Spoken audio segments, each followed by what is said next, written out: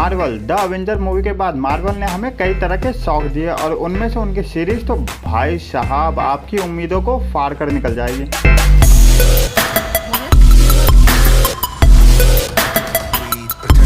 तो आज मैं आपके लिए एंड गेम के बाद अब तक की सारी सीरीज लाया हूँ जिन्हें देखने के बाद ये आपके टाइमलाइन में भी छेद कर देगा और सभी को स्टोरी के अकॉर्डिंग डिस्कस करेंगे और सभी सीरीज आपको डिज्नी प्लस हॉटस्टार पे मिल जाएगी। तो चलिए शुरू करते हैं।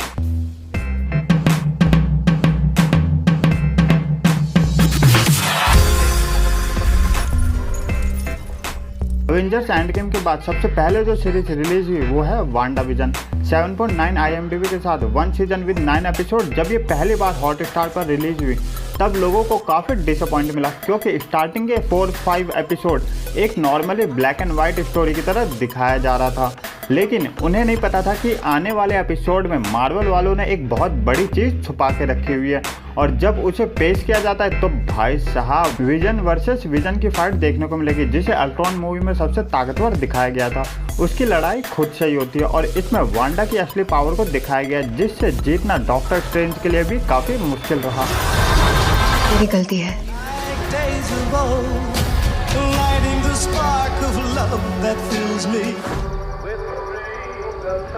Any of this started. What is outside of Westview?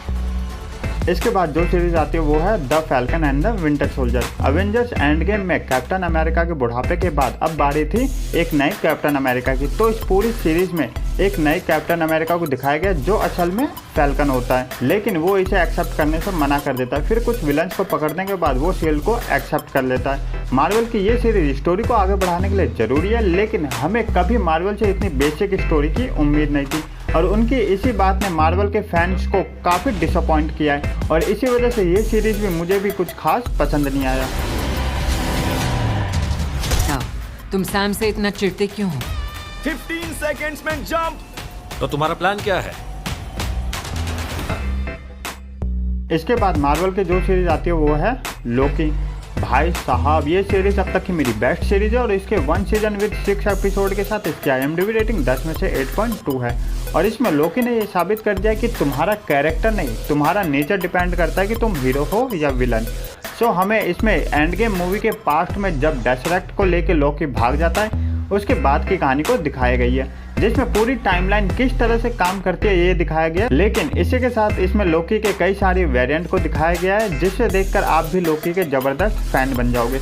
और ये पहली सीरीज है जहां से मार्वल ने मल्टीवर्स को स्टार्ट किया है और इस सीरीज को अगर आपने अभी तक नहीं देखा तो मेरी तरफ से ये मोस्ट रिकमेंडेड है। इसको जाकर एक बार जरूर देखना। जानते हो तुम, हर समय के सही बहाव की जिम्मेदारी है। जब तुमने टेसरैक्ट उठाया तो समय रेखा को तोड़ दिया। अब जब मल्टीवर्स का दरवाजा खुल गया है तो इसके बाद हमारी सीरीज जो निकल के आती है वो है what if. 1 season with 9 episode के साथ इसकी IMDb रेटिंग 10 में से 7.4 है और इस एनिमेटेड सीरीज में मार्वल वालों ने मल्टीवर्स के जरिए हर तरह की पॉसिबिलिटी को दिखाया है कि क्या हो अगर टोनी कभी किडनैप ना हो या थैनोस कभी बुरा ना हो या अवेंजर्स की दुनिया में ज़ॉम्बी फैल जाए या फिर अल्ट्रॉन अपने मकसद में कामयाब हो जाता है। इस तरह की पॉसिबिलिटी में अल्ट्रॉन की पॉसिबिलिटी पूरे मल्टीवर्स को खतरे में डाल सकती है और फिर उसके बाद जो फाइट दिखाई गई है अल्ट्रॉन और कुछ अवेंजर्स के साथ जो अलग अलग मल्टीवर्स से होते हैं वो देखकर तो आपकी भी नई उम्मीदों को फाड़ के रख देगी। इसलिए अगर आप मार्वल्स के फैन हैं तो इस सीरीज को बिल्कुल मिस मत करना। Oh, no, I'm a big enough man to admit. Oh, but anything is possible in a multiverse. I don't understand. This should not be possible. इसके बाद जो सीरीज निकल के आती है वो है हॉकाई। 1 सीजन विद 6 एपिसोड के साथ इसकी IMDb रेटिंग 10 में से 7.6 है और इस सीरीज में हॉकाई की लाइफ साइकिल को दिखाया गया और उसी के साथ इसमें उसके असली वार को भी दिखाया गया और उसकी तीरंदाजी तो आपको शॉक्ड कर देगी।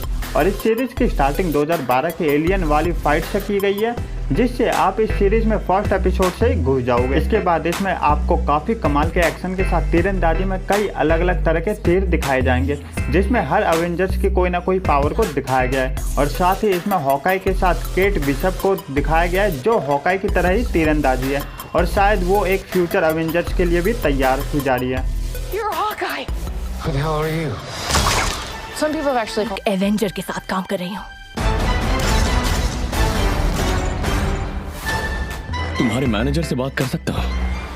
इसके बाद मार्वल के एक नए सुपर हीरो की सीरीज आती है जिसका नाम है मून नाइट। ये एक मार्वल का नया सुपर हीरो और 1 सीजन विद 6 एपिसोड के साथ इसकी IMDb रेटिंग 10 में से 7.4 है। और मैं पर्सनली बताऊँ तो लोकी के बाद मेरी ये दूसरी सीरीज है जिसने मुझे इतना हिला के रख दिया है। और ये मार्वल के एक नई सुपर हीरो है, तो इसमें अवेंजर्स का कोई रेफरेंस भी नहीं है, लेकिन उसके बाद भी ये सीरीज आपको शॉक देने के लिए काफ़ी है। और इस सीरीज को थोड़ी कन्फ्यूजन तरीके से बनाई गई है कि मून नाइट सच में है या सिर्फ उसके दिमाग का खेल। और इसमें एक्टिंग के साथ स्टोरी बिल्डअप को काफ़ी परफेक्ट बनाया गया है और ये सीरीज भी आपको बिल्कुल मिस नहीं करनी चाहिए। खुद समझ नहीं आ रहा कि सपना क्या है और सच क्या है। इसके बाद मार्वल की लास्ट सीरीज जो निकल के आती है वो है मिस मार्वल। इस सीरीज में अभी तक 5 एपिसोड रिलीज हुए हैं और 6th एपिसोड 13 जुलाई को रिलीज होने वाला है। और इसके टाइटल से ही पता चलता है कि इसमें रेफरेंस होने वाला है कैप्टन मार्वल का। और इस सीरीज की स्टार्टिंग में एक पाकिस्तानी लड़की को दिखाया गया है जो अवेंजर्स के फैन होती है और वो भी एक अवेंजर्स बनना चाहती है, लेकिन पाकिस्तानी कल्चर की वजह से वो ज़्यादा कुछ नहीं कर पाती। लेकिन तभी उसे एक ब्रेसलेट मिलता है जिससे उसमें भी पावर आ जाती है। और इस ब्रेसलेट की असली पावर क्या है वो शायद आने वाले एपिसोड में दिखाएंगे। और अभी तक इस सीरीज का मेरा एक्सपीरियंस ठीक ठाक रहा और इसके बाकी एपिसोड का अभी वेट कर रहा हूँ, शायद उसमें हमें कुछ नया देखने को मिलेगा।